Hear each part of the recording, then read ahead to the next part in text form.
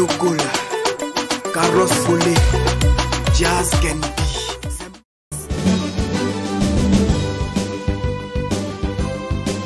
À l'École supérieure de commerce, nous formons les professionnels du management. Salut à tous et à toutes et merci à vous de nous rejoindre. C'est parti pour un autre tour de l'actualité.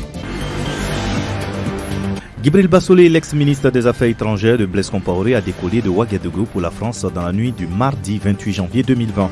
Djibril Bassolé a rendez-vous ce mercredi dans un hôpital de Paris spécialisé dans la prise en charge des cancers pour ses premiers soins.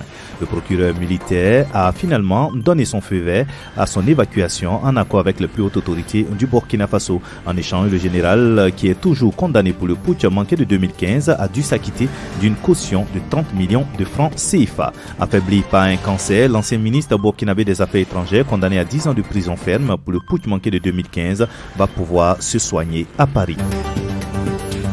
Dans la nuit du 25 au 26 janvier, au moins une centaine de terroristes ont encerclé le village de la commune de Tongomael, province du Soum, et ont tué des dizaines de personnes. Dans un communiqué, le gouvernement a confié que le bilan fait état de 39 personnes tuées. Le 20 janvier, 38 hommes ont été tués à Nagraogo et à Alamo, dans le centre-nord, dans des conditions similaires. Le porte-parole du gouvernement a invité les populations vivant dans les zones à risque à rester vigilants, à éviter les grands rassemblements et à respecter les consignes de sécurité. 6 militaires burkinabés ont été tués dans une embuscade ce mardi 28 janvier 2019 lors d'une embuscade sur la route entre Madjouari et Pama, dans la province de la Kompienga, dans la région de l'Est du Burkina Faso. Les soldats auraient été tués après le passage de leur véhicule sur un engin explosif improvisé suivi de tirs selon une source sécuritaire. 7 autres soldats manquent à l'appel pour le moment. Dans la matinée du lundi 27 janvier 2020, un groupe de 4 jeunes infirmiers affectés dans la commune de Kelbo a pris la route en binôme sur 2 motos et ils ont été pris à partie par des hommes armés à Nagraogo. Le bilan à ce jour fait état d'une personne décédée en la personne de Madame Sempore Sanata, d'une blessée à la jambe. Les 2 autres sont saines et sauves.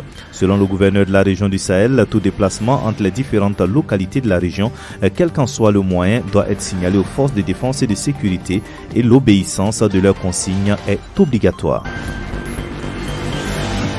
Selon l'opposition politique burkinabé concernant l'enrôlement des Burkinabés de l'extérieur, il s'agit d'un échec programmé par le pouvoir en place. Le MPP a posé plusieurs barrières pour empêcher un vote massif de nos concitoyens de la diaspora. Des pièces de votation au lieu de vote en passant par le cafouillage entre l'ONI et la CENI, tout a été savamment orchestré pour en arriver à ce résultat squelettique.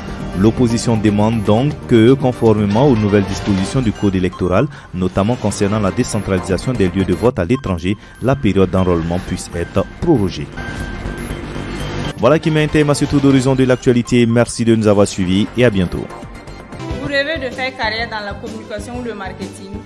Vous rêvez de faire carrière en transport logistique ou en gestion des ressources humaines? Alors ça commence ici. Eh oui, ça commence ici. Faites-vous former à l'école supérieure de commerce en cours du jour, cours du soir et en ligne par des enseignants-chercheurs et accéder à des diplômes homologués par le CAMES. À l'École supérieure de commerce, nous formons les professionnels du management.